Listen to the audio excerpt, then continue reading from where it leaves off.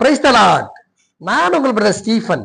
நீங்க நல்லா இருப்பீங்க, நீங்க சுகமா இருப்பீங்க, நீங்க குடும்பத்தோட சம்பூர்ணமாக வாழ்வீர்களாக. ஆண்டவரும் அருமை போதகர் ரட்சகருமான இயேசு கிறிஸ்துடைய இனிய நாமத்தினாலே, கர்த்தருடைய நாமத்தினாலே நான் உங்களை ஆசீர்வதிக்கிறேன். நீங்க தொடர்ந்து ஆசீர்வாதமாக காணப்படுவீர்களாக. அல்லேலூயா. தேவனுக்கு பிரியமான சொந்த ஜனங்களே, ஒரு மனிதனுக்கு வாழ்க்கையில அடைக்கப்பட்டிருக்கிற 4 பக்கத்திலையும் அடைக்கப்பட்டிருக்கிற ஒரு சூழ்நிலையில ஆண்டவர் இயேசு கிறிஸ்து தருகிறதான ஒரு ஆசீர்வாதத்தை குறித்து நம்ம தொடர்ந்து பார்த்து கொண்டு வருகிறோம். ஒரு அடைக்கப்பட்டிருக்கிற சூழ்நிலை, அந்த அடைப்பெல்லாம் எடுத்து தடைகள்லாம் நீக்கி அவனை துளிர்விடை செய்து அவனை மகிமைப்படுத்தி அவனை ஆசீர்வதித்துக் கொண்டிருக்கிறதை குறித்து அந்த தியானங்களை குறித்து நம்ம பார்த்து கொண்டு வருகிறோம். அதாவது ஒரு மனிதனுக்கு அடைக்கப்பட்டிருக்கிற சூழ்நிலையில ஆண்டவர் இயேசு கிறிஸ்து தருகிறதான ஒரு ஆசீர்வாதம். அதுக்கு உதாரணமா தான் உன்னத பாட்டின் புத்தகத்துல 4ஆம் அதிகாரம் 12ஆம் வசனத்தை நம்ம தியானித்துக் கொண்டு வருகிறோம். உன்னத பாட்டு 4ஆம் அதிகாரம் 12ஆம் வசனம்.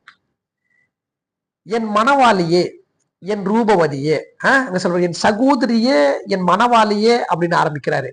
நீ அடைக்கப்பட்ட தோட்டமும் மறைவு கட்டப்பட்ட நீரூற்றும் முத்தரிக்கப்பட்ட கிணறுமாய் இருக்கிறாய். இந்த வசனத்தை வச்சு நம்ம தொடர்ந்து தியானித்துக் கொண்டு வருகிறோம். போன வீடியோவில் யோசேப்புடைய வாழ்க்கை எப்படி இருந்து சொல்லி நம்ம பார்த்தோம். இன்றைக்கு இஸ்ரவேல் மக்களுடைய வாழ்க்கை கர்த்தருடைய தோட்டமாக, கர்த்தருடைய தோட்டத்தில் நடப்படுகிற திராட்சை நாற்றாக இருக்கும் பொழுது அவர் எப்படி இருந்தார்கள், கர்த்தரை விட்டு போன பிறகு அதனுடைய தோட்டத்தினுடைய நிலைமை என்ன, அந்த மக்களுடைய நிலைமை என்ன என்பதை குறித்து நாம் இந்த நாளில் தியானிக்க போகிறோம். அதாவது ஏசாயா புத்தகத்துல 5ஆம் அதிகாரத்துல ஏசாயா தீர்க்கதரிசி எழுதுகிறார். இந்த வசனத்தை எழுதுகிறார் பாருங்களேன். அதாவது ஏசாயா 5 அப்படின்னு சொன்னா அது ஒரு சங்கீதம். ஏசாயா எழுதுற சங்கீதம். அது ஏசாயா தீர்க்கதரிசி எழுதுற சங்கீத பாடல். வாசிக்கிற பாருங்க. ஏசாயா 5ஆம் அதிகாரம் 1ஆம் வசனம். இப்பொழுது நான் என் நேசரிடத்தில் அவருடைய திராட்சை தோட்டத்தை குறித்து என் நேசருக்கேற்ற ஒரு பாட்டை பாடுவேன். என் நேசருக்கு மகா செழிப்பான மேட்டிலே ஒரு திராட்சை தோட்டம் உண்டு. எப்படி ஆரம்பிக்கிற பாரு. இதுக்கு பேரு ஏசாயா தீர்க்கதரிசன புத்தகத்தின் சங்கீதம். ஏசாயா தீர்க்கதரிசி சங்கீதத்தை எழுதுறாரு. யாரை குறித்து? ஆண்டவரை குறித்தும் ஆண்டவருடைய பிள்ளைகளாக இஸ்ரவேல் மக்களை குறித்தும் எழுதப்பட்ட சங்கீதம் தான் இந்த ஏசாயா 5ஆம் சங்கீதம். அதுக்கு பேர் சங்கீதம்னு பேரு. 5ஆம் அதிகாரம் வந்தவன இதுக்கு சங்கீதம். இங்க பாடல் சொல்லப்பட்டிருக்கா? சரி, நன்றாக கவனிங்க தேவனுக்கு பிரியமான பிள்ளைகளை. எதற்காக இந்த ஏசாயா எழுதுறான்னு சொன்னா, இஸ்ரவேல் மக்கள் தேவனுடைய கையில் இருக்கும் பொழுது அடைக்கப்பட்ட தோட்டமாக அவர்கள் காணப்பட்டார்கள். இஸ்ரவேல் மக்கள் தேவனுடைய கையிலிருந்து விலகி போனதுனால 70 வருஷம் பாபிலோன் தேசத்துல அடிமையா இருப்பார்கள். பின்பு நேபுகாத்நேச்சார் இந்த மக்களை அடிமையை கொண்டு போவார், எருசலேமை அழித்து விட்டு கொண்டு போவார். 70 வருஷம் அடிமை வாழ்க்கை வாழ்வாங்க. கோரேஸ் ராஜாவாகிய அங்க கோரேஸ் ராஜா பெர்சியாவின் நாட்டை ஆண்ட மேதிய பெர்சியாவினுடைய நாட்டை ராஜாவாகிய கோரேஸ் ராஜா இவர்களை விடுதலையாக்குவாங்க. ஏன்னா 70 வருஷம் இவங்களை கஷ்டப்படணும். 70 வருஷம் ஏன் கஷ்டப்படுறாங்கன்னா, கர்த்தருடைய கரத்துல தோட்டமா இருக்கும்போது நல்லா இருந்தாங்க. கர்த்தரை விட்டு விலகு போன பிறகு பெரிய நெருக்கங்கள் வரும் என்பதை தான் இந்த சங்கீத பாடல்கள் எழுதுறாங்க பாருங்களேன். சரி, கர்த்தருடைய தோட்டத்துல நம்ம விருப்பமானா நிச்சயமா எதற்காக நம்ம அவருடைய கர்த்தருடைய தோட்டத்துல வைக்கிறாங்க? இஸ்ரவேல் மக்களை தன்னுடைய தோட்டத்திலே வைத்து பாதுகாத்தார் என்று இங்கே சங்கீதக்காரன் சொல்றதை குறித்து நம்ம பார்க்கிறோம். அதாவது இஸ்ரவேல் மக்கள் வணங்காக்கழுத்துள்ள மக்கள் தான். நீ என் அண்டையில, என் பகுதியில, என்னுடைய பார்வையில, என் கரத்துல இருப்பேன். ஆனால் அனைவருக்கும் கனி கொடுக்கிற திராட்சை செடியா தான் இருப்பேன். ஆனா என்னை விட்டு தாண்டி போயிட்டேன்னா நீ கனி கொடுக்கிற பிள்ளைய காணப்பட முடியாதுன்னு சொல்ற. இஸ்ரேல் மக்களுக்கு மாத்திரம் இல்ல, நமக்கும் அது. நல்ல கவனியில நான் வாசிக்கிறேன் பாருங்க. என் நேசருக்கு மகா செழிப்பான மேட்டில ஒரு திராட்சை தோட்டம் இருந்ததாம். நல்லா நோட் பண்ணிக்க.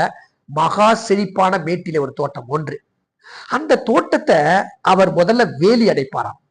தன்னுடைய தோட்டத்துல வேலி அடைத்து அங்கே கற்களை பொறுக்கி நற்குல திராட்சை செடிகள் நட்டு அது நடுவில் ஒரு கோபுரத்தை கட்டி அதில் ஆலயம் உண்டு பண்ணி அது நல்ல திராட்சை பழங்களை தரும் என்று காத்திருந்தார். அதுவும் கசப்பான காட்டு பழங்களை தந்ததாம். இதுதான் இஸ்ரவேல் மக்களுடைய வாழ்க்கை. ஆனா தேவன் என்ன செய்ய, என்னுடைய தோட்டத்துல வச்சிருந்த மக்கள் எனக்கு கனி கொடுக்கல இல்லையா? எனக்கு கனி கொடுப்பாங்கன்னு பார்த்தேன். ஆனா என்னை விட்டு தூரம் போனதுனால கனி எங்க போச்சு? பாபிலோன் தேசத்துக்கு போயிடுச்சு. அந்நிய விக்கிரங்களுக்கு போச்சு. அப்ப என்ன அர்த்தம்னா, ஆண்டவர் ஒரு தோட்டத்துல வைக்கிறாருன்னா அது நல்லதுக்கு தான் வைப்பார். ஆண்டவர் கரத்துல அடைத்து வைக்கிறாருன்னா அது கனி தரும்படியாக, வளரும்படியாக, போஷாக்க வளரும்படியாக, நீர் ஊற்றும்படி, இப்படிப்பட்ட காரியங்களை தாங்க வைப்பார். ஆனா நம்ம இஷ்டத்துக்கு ஓடினா அது கனி கொடுக்கிறதாக காணப்பட முடியாது என்று சொல்லுகிறார். இஸ்ரவேல் மக்கள் அப்படிதான் செஞ்சாங்க. தன் இஷ்டத்துக்கு ஓடி தன்னை உண்டாக்கின தேவனை மறந்து அந்நிய விக்கிரகங்களை வணங்கி உழண்டு பிறண்டு அடிப்பட்டு நொறுக்கப்பட்டு ஒடுக்கப்பட்டு தான் வந்தாங்க. சில பேருக்கு ஆசீர்வாதத்தை எடுத்து கொடுத்தா அதை அனாவசியமா பார்ப்பாங்க. அடிப்பட்டு நொறுக்கப்பட்டு ஒதுக்கப்பட்டு வந்தாதான் அதை யோசிச்சு பார்ப்பாங்க. பாருங்களா, ஏன் வளரலூயா. நம்ம கூட சொல்லுவோம், எனக்கு வாக்குத்தத்தை கொடுத்துட்டாங்க, எனக்கு ஆசீர்வாதம் பெற்றுட்டேன், நான் ஞானஸ்தானம் பெற்றுட்டேன். அது தெளிப்பு ஞானசமோ, எந்த ஞானசம் எடுக்கிறியோ, முழுக்க ஞானசம் எடுக்கிறியோ, நான் ஞானஸ்தானம் பெற்றுட்டேன், நான் வேதம் படிக்கிறேன், நான் எல்லாம் செஞ்சுட்டேன், எனக்கு எல்லாம் தெரியும், ஆனா என் வாழ்க்கையில நிம்மதி இல்லை, கனி கொடுக்க முடியல. பாத்தீங்களா, கர்த்தருடைய கையில அடங்கியிருந்தாதான், கர்த்தர் நாட்டிய திராட்சை செடியா இருந்தாதான், செடி கொடியா இருந்தாதான் நீ கனி கொடுக்க முடியும். இந்த பாருங்க, இங்க தோட்டத்துல சொல்றாரு பாருங்க, முதல்ல சொல்றாரு மகா செழிப்பான தேவ பிள்ளைய. நம்முடைய வாழ்க்கையில என்னைக்கு ஆண்டவராக இயேசு கிறிஸ்து சொந்த ரட்சகரை ஏற்றுக்கொண்டபோ அன்னையிலிருந்து நம்மளை கர்த்தர் எங்க வச்சிருக்காரு? மகா செழிப்பான இடத்துல தான் வச்சு நம்மளை ஆசீர்வதித்திருக்கிறார். அலையிலேயே சொல்லலாம கர்த்தரை அடைக்கிறாருன்னா மகா செழிப்பான தேசத்துல கொண்டு போகிறதுக்காக தான். மகா செழிப்பான தேசம் என்பது என்ன? ஆவிக்குரிய விஷயத்துல பரலோகம் இல்லையா? ஆனா இங்க பூலோகத்துல நம்மளை யாரும் தீண்டாத அளவுக்கு, தொடாத அளவுக்கு அவருடைய தோட்டத்துல மகா செழிப்புன்னு அவருடைய தோட்டத்துல வச்சு நம்மளை பாதுகாக்கிறார். எப்படி பாதுகாக்கிறார் பாருங்களா, கனி தரும்படியாக. ஒன்று, அவர் அதை வேலி அடைத்து. அப்படி என்ன அர்த்தம்னா, நீ மீறி போக கூடாது. உலக ஆசையை பார்த்து ஓடக்கூடாது. அத்தனை பார்த்து அவன் இவ்வளவு பணம் வச்சிருக்கான், இவன் இவ்வளவு வச்சிருக்கான், இவன் இந்த வேலையை செய்யறான், இவன் இப்படி டெக்னிக்கலா சம்பாதிக்கிறான் அப்படின்னு நம்ம ஏன் பண்ணக்கூடாது? கர்த்தரை நீ நம்பி வருவாங்க, கர்த்தர் உன்னை ஆசீர்வதிப்பார். அங்க சொல்ல வேலி அடைத்து. வேலி என்ன? ஒரு பாதுகாப்பு. கிறிஸ்துவ வாழ்க்கையில தாங்க பாதுகாப்பு. என்னைக்கு ஆண்டவரை சொந்த ரட்சகராக ஏற்றுக்கொண்டு வாழ்கிறாயோ உனக்கு வாழ்நாள் ஆயுசு முழுக்கும் பாதுகாப்பாருங்களேன். இங்க சொல்றது தோட்டத்துக்கு சொல்றது, அதை வேலி அடைத்து. நம்முடைய வாழ்க்கையில அடுத்தவங்களை நம்பிடக்கூடாதுங்க, மற்றவனை நம்பிடக்கூடாது, மனிதர்கள் நம்பிவிடக்கூடாது. கர்த்தரை நம்பியிருப்போம்னால் அவர் வேலி அடைத்து அவருடைய தோட்டத்தில் வைத்திருப்பார். அலையிலேயே சொல்லலாமா? நம்ம மாத்திரம் இல்ல, நம்முடைய மனைவி, பிள்ளைகள், நம்முடைய சந்ததிகள், நம்ம சார்ந்தவர்கள், நம்மளுடைய ஊழியர்கள், நம்ம வருமானங்கள் எல்லாவற்றும் அழகா பார்த்து பார்த்து வேலி அடைத்து எந்த நேரத்துல என்ன தேவை, எந்த நேரத்துல என்ன கொடுக்கணும்னு வேலி அடைத்து நம்மளை ஆசீர்வதிப்பாராம். இஸ்ரவேல் மக்கள் அப்படித்தான் பண்ணாரு. ஆனா அவன் மக்கள் கனி கொடுக்கல. சரி பாருங்களேன், ரெண்டாவது பாருங்க, அதில் உள்ள கற்களை பொறுக்கி. இஸ்ரவேல் தேசத்துல திராட்சை ரசம் பாத்தீங்கன்னா, திராட்சை தோட்டம் பாத்தீங்கன்னா கொஞ்சம் மேடான பகுதியில் தான் இருக்கும். அந்த மேடான பகுதியில அந்த திராட்சை நாற்றுக்கெல்லாம் கொண்டு போய் அங்க வைத்து முதல்ல என்ன செய்வாங்கன்னா, வேலி அடைப்பாங்களாம். எல்லாம் வேலி அடைச்சிட்டு ரெண்டாவது அந்த தோட்டத்தில் உள்ள கற்களை பொறுக்குவாங்க. இஸ்ரவேல் காலத்துல ஒரு வழக்கம் உண்டு. அந்த சாதாரண சின்ன சின்ன கல்லுல பெரிய பெரிய கற்கள் இருக்குமா, அந்த கற்கள் எல்லாம் எடுத்து அந்த கற்களை வீணா போட மாட்டாங்களா, அந்த கற்களை கொண்டு வீடு கட்டுவாங்களாம். ஆனா இஸ்ரவேல் ஒரு வழக்கம் உண்டா, நீ வீடு கட்டுறதுக்கு முன்பாக தோட்டத்தை கட்டு, திராட்சை தோட்டத்தை நாட்டு, அதுல வர கற்களை கொண்டு வீடு கட்டுன்ற ஒரு பழக்க வழக்கம் இருக்கு இஸ்ரவேல் மக்களுக்கு. சரி, அந்த கற்கள் எல்லாம் பொறுக்கி போட்டு அப்படின்னா அர்த்தம், உன்னை ரொம்ப நல்லா சுத்திகரிச்சு, உன்னை அழகா படுத்தி, உன்னை மகிமைப்படுத்தி, உன்னை சமப்படுத்தி. கற்கள் என்ன? உன்னுடைய வாழ்க்கையில என்னெல்லாம் இருக்குது, என்னெல்லாம் காரியங்கள் இருக்கு, இயலாமை காரியங்கள், ஜெபம் பண்ணாத காரியங்கள் இருக்கும், பாவ காரியங்கள் இருக்கும், மற்றவருக்கு துரோகமான காரியங்கள் இருக்கும், மற்றவனை கேவலப்பட்ட காரியங்கள், இதெல்லாம் அவர் தோட்டத்துக்குள்ள அனுமதி கிடையாது. அவர் வேலி அடிச்ச தோட்டத்தில் அனுமதிக்கிறது. அதெல்லாம் எடுத்து போட்டுருவார். உனக்குள்ள இருக்குது எல்லாத்தையும் எடுத்து போட்டுருவார். அப்பதான் அவருடைய தோட்டத்துல நடப்பட திராட்சை செடியை காணப்படும். அதாலேயே செல்லாமா சில என்ன பாருங்களா, சுத்திகரிக்கிறது, அதுக்கு பேரு சுத்தம் பண்றது தோட்டத்தை. தோட்டம் எப்படி இருக்க, கச்சா முச்சான்னு இருக்கு இல்லையா, அந்த செடி இந்த செடி. அதாவது லேவியாகம புத்தகத்துல அல்லது உபாகமத்துல வாங்கினா, உன் தோட்டத்துல அந்நிய விதைகளை விதைக்க கூடாது. இப்ப திராட்சை செடி இருக்குதுன்னா, ஒலிவ மரம் இருக்குதுன்னா அந்த ஒலிவ செடி மட்டும் தான் இருக்கணும், மற்றது எல்லாம். அதாவது உங்க தோட்டத்துல கலப்பான விதையை விதைக்கூடாதுன்னு சொல்லுவார். அப்ப என்ன அர்த்தம், தோட்டம்னு இருந்தா அது திராட்சை செடி தான் இருக்கணும். அதனால ஒரு தோட்டத்துல அசூசைகள் எல்லாம் எடுத்து போட்டுறாரு. உனக்குள்ள இருக்கிற அசூசைகள் எடுத்து போடுற. அவர் தோட்டத்தில் இருப்பினா நீ உனக்கு அசூசை காணப்படாது, பாவம் காணப்படாது, அன்பின் தன்மை இருக்கும், சமாதானத்தின் தன்மை இருக்கும். இதை நிறைய சொல்லிக்கொண்டே போகலாம். அங்க பாருங்களேன், அந்த கற்களை பொறுக்கி அதிலே நற்குலை திராட்சை செடியை நட்டு. அதுல நற்குலை திராட்சை செடி இதெல்லாம் மிக முக்கியம். கர்த்தருக்குள் எப்படி நம்ம இருக்கிறோன்றது ரொம்ப முக்கியங்க. எந்த சூழ்நிலை எப்படிப்பட்ட சூழ்நிலை இருந்தாலும் நம்ம எப்படி நற்குலை திராட்சை செடியா இருக்கிறோமா ஒரு தோட்டத்துல. உதாரணத்துக்கு இஸ்ரவேல் காலத்துல அந்த நாற்றுகள், அதாவது திராட்சை செடி நாற்றுகளை எடுத்து பதப்படுத்தி அந்த கோடியிலயோ இல்ல துணியிலயோ சுத்தி எடுத்துட்டு போவாங்களாம். எங்க மலையில ஏறி போகணும். மலையில ஏறி பொழுது முதல்ல வச்சிருவாங்களாம். வச்சுட்டு எல்லாம் சரி பண்ணுவாங்களாம். சரி பண்ணும்போது நல்லா கவனிங்க, அது வதங்கி வாடி இருக்கும். வதங்கி வாடி இருக்குது பார்த்து எதெல்லாம் வதங்காம இருக்கோ அதெல்லாம் எடுத்து போட்டுருவாங்க. இதெல்லாம் வதங்கி இருக்கும், அதை எடுத்து போட்டு வதங்காம இருக்கிறது, அதாவது சுருங்கி இருக்கிறத தூக்கி போட்டு அந்த வெயிலையும் அந்த மழையிலையும் எதுவும் செழிப்பாரு அதை மட்டும் தனியே எடுப்பாங்க. அதுக்குதான் சொல்றாங்க பாருங்க, நற்குல திராட்சை செடி எது கனி கொடுக்குன்னு தேவனுக்கு தெரியும் தோட்டத்துல. அதாவது இஸ்ரவேல் காலத்துல பகல் முழுவதும் வெயில், ராம் முழுவதும் பனி, ரெண்டு சூழலிலையும் அந்த செடி தாக்கு பிடிக்கணும். நம்முடைய கிறிஸ்து வாழ்க்கையில அதாங்க, நம்ம லாபமோ நஷ்டமோ வருத்தமோ சந்தோஷமோ எல்லா இடத்துலயும் பேலன்ஸ் பண்ண கத்துக்கணும். ஒரு பிரச்சனை வந்து கத்தரை விட்டு ஓடுற கூட்டங்களா இருக்குது, கத்தரை தூஷிக்கிற கூட்டங்களா இருக்கு இஸ்ரவேல் மக்களை போல. எனக்கு என்ன செஞ்சாரு கத்தர், நான் கத்தரை தான் வேண்டுகிறேன் அப்படிலாம் சொல்லுங்க, நான் கேள்விப்பட்டிருக்கிறேன். அதே ஆசீர்வதிச்சு அவங்க கம்முன்னு வாய் மூண்டு இருப்போம், சொல்லவே மாட்டோம். நீங்க பாருங்களா, ரெண்டுக்கு சமமா போன அதுதான் நற்குல திராட்சை செடி. அவருக்கு தெரியும் இந்த செடி கனி கொடுக்கும், இந்த செடி கனி கொடுக்காது, இந்த செடி தாக்கு பிடிக்கும், இந்த செடி தாக்கு. சில பேர் ஊழியத்தெல்லாம் கூப்பிட்டு பாத்தீங்களா, கொஞ்ச நாள் ஸ்பீடா வரும், ஒரு 6 மாசம் ஒயிட் அண்ட் போட்டு ஆஹா ஓஹோ ஒயிட் அண்ட் ஒயிட் போட்டு அமங்கலம் பண்ணுவான். அப்புறம் போக போக போக அப்படியே டவுன் ஆகினே பின்னாடி போவோம் வரலாம். இது நற்குல திராட்சை செடி கிடையாது, வதங்கி போன செடி, தாக்கு பிடிக்க முடியாத செடி. அதை இஸ்ரவேலை செலக்ட் பண்ணி கொண்டு போன அந்த நற்குல திராட்சை செடி மட்டும்தான் அவர் தோட்டத்தில் காணப்பட முடியும். நம்முடைய வாழ்க்கையில அப்படிதாங்க, நீ நற்குல திராட்சை செடியா இருக்கிறியா, நல்ல கனி கொடுக்குற, அதாவது நம்ம ஊர் திராட்சை பழத்தை விட 5 மடங்கு சேர்ந்துதான் இஸ்ரவேல்ல ஒரு திராட்சை பழம் 3 பெருசு இருக்குமா, அவ்வளவு பெருசு இருக்குமா. அதுதான் நற்குல. நற்குலன்னா மாசு இல்லாத, பாவம் இல்லாத, மறு இல்லாத, அசுசை காணப்படாமல் பரிசுத்தமா இருக்கிறது பேரு நற்குல திராட்சை செடி.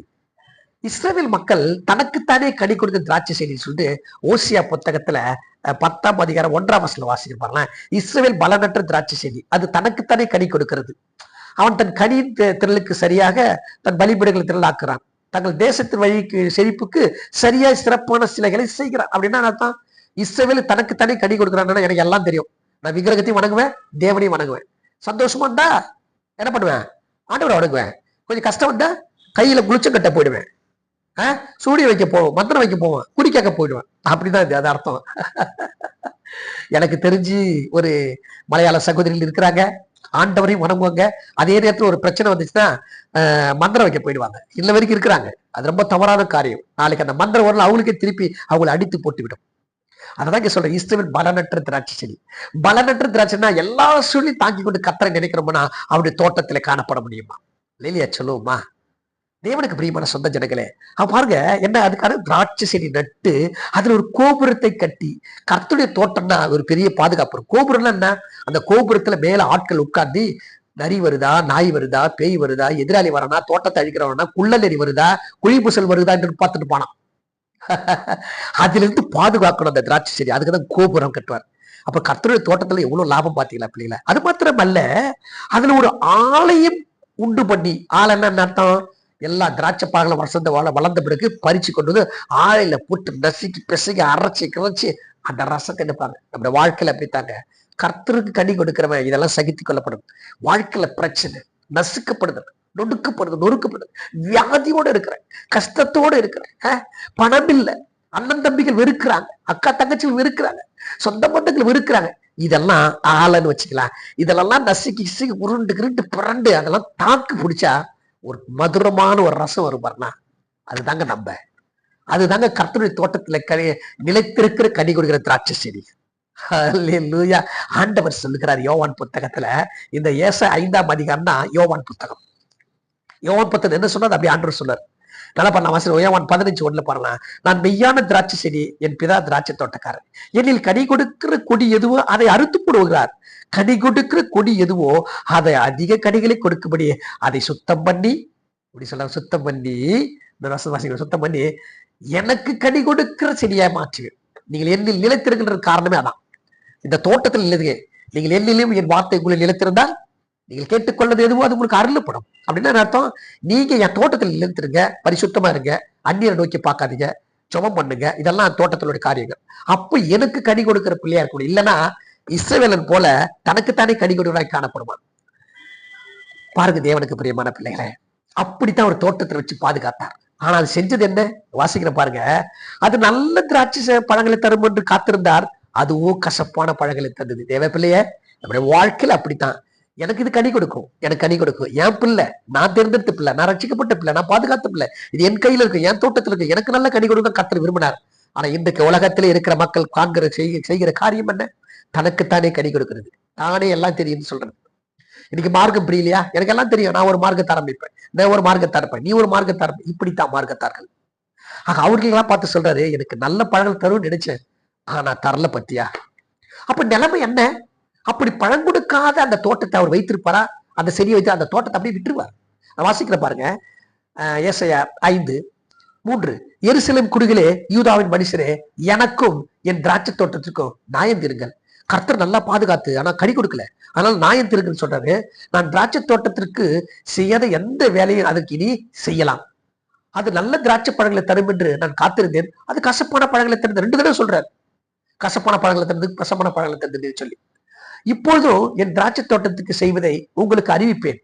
அதன் வேலியை எடுத்து போடுவேன், அது மேய்ந்து போடப்படும். அதன் அடைப்பை தகர்ப்பேன், அது மிதியுண்டு போடும். அதை பாழாக்கி விடுவேன். அதன் கிளை நறுக்கப்படாமலும் களை கொத்தி எடுக்கப்படாமலும் போவதனால் முச்செடியின் நெரிஞ்சல்கள் முளைக்கும் என்று அதன் மேல் மழை பெய்யாதபடிக்கு மேகங்களுக்கு கட்டளையிட்டுவேன். என்ன ஆர்த்த புரிஞ்சு பாத்தீங்களா? என்ன வார்த்தைகள் புரிஞ்சு பாத்தீங்களா? தேவன் கிட்ட இருக்கிற வரைக்கும் அந்த சேஃப்டியான தேசம் தோட்டம். தேவனை விட்டு போன பிறகு அந்த தோட்டம் அழிக்கப்பட்ட பழந்தோட்டம். முதல்ல என்ன செய்வானா? மழைக்கு கட்டளையிட்டு வரான். வானத்துக்கு மேகத்துக்கு மழை பெய்யாத அந்த தோட்டத்துல அப்படின்னு அர்த்தம். மேல இருந்து உனக்கு எந்த ஆசீர்வாதம் கிடையாது. 2வது, உனக்கு கூட பாதுகாப்பு நான் எடுத்துருவேன். நான் உனக்கு மேல் போட்டு பாதுகாப்பு எடுத்துருவேன், உன் அடப்பை எடுத்துருவேன், எல்லாவற்றையும் எடுத்து போட்டுருவேன். அப்படி எடுத்து போட்டா அந்த தோட்டத்தின் நிலைமை என்ன தெரியுமா? நீதிமொழிகளை சாலமன் ராஜா சொல்றாரு. நீதிமொழிகள் 24ஆம் அதிகாரத்துல 30-32 வாசிக்கிற பாருங்களேன். சோம்பேறின் வயலையும் மதியனுடைய திராட்சை தோட்டத்தையும் கடந்து போனேன். நல்ல கவனிங்க, சோம்பேறின் வயலையும் மதியனுடைய திராட்சை தோட்டத்தையும் கடந்து போனேன். இதோ அதெல்லாம் முள்ளுக்காடா இருந்தது, அது நிலத்தின் முகத்தை காஞ்சூரி மூடினது, அதன் கற்சுவர் இடிந்து கிடக்கிறது. பாத்தீங்களா? தேவனுடைய அடைப்பே போயிடுச்சு, மதில் சுவர் உடைஞ்சு போச்சு, வேலி எடுத்து போடப்பட்டது. அப்ப என்ன? காஞ்சூர் முள் செடிகள் அதுல முளைக்குமா? அதற்காக நம்மளை அழைக்கலைங்க தேவ பிள்ளைய. நம்முடைய வாழ்க்கையில கர்த்தரிடத்துல அடங்கியிருப்போம். தடையா என்னவா தடையா இருக்கட்டும், கர்த்தர் பார்த்துப்பார். தடையை சகித்து கொண்டு, பொறுத்து கொண்டு, வேதனை, துன்பங்கள், துயரங்களை பொறுத்து கொண்டு நீ கர்த்தரையே நோக்கி பார்ப்பல, நீ நல்ல கனி திராட்சை ரசமாய் வைப்பார், திராட்சை செடியாக வைப்பார். நீ மற்றவர்களுக்கு கனி கொடுத்து ரசம் கொடுக்கிறவனை காணப்படுகிறாய். அங்க பாருங்க, அந்த நியாய தீர்ப்பு சொல்றாரு. இப்படியே நீங்க இருந்தீங்கன்னா வருகின்ற நியாய தீர்ப்புல இப்படித்தான் நீங்க அல்லாலப்பட வேண்டும். அல்லாலுக்கு சுட்டரிக்கப்படுவது உங்களுடைய நிலைமை அப்படின்னு சொல்ற மாதிரி எங்க சொல்லுகிறார். தேவனுக்கு பிரியமான சொந்த ஜனங்களே, அப்படியே வாழ்க்கையில அடைப்பு ரொம்ப முக்கியம். தேவனுடைய அடைப்பு நமக்கு முக்கியம், தேவனுடைய பாதுகாப்பு. அதெல்லாம் சொல்றாரு ஏசாயத்துல, உன்னை நான் உள்ளங்கையிலே வரைந்திருக்கிறேன். என்ன அர்த்தம் பார்த்தீங்களா? அவர் கையிலே வச்சு பார்க்கணும்னு ஆசைப்படுறாரு. ஆனா நம்ம செய்யற காரியம் என்ன? நம்ம செய்யற காரியம் என்ன? நம்முடைய பாவங்கள் என்ன?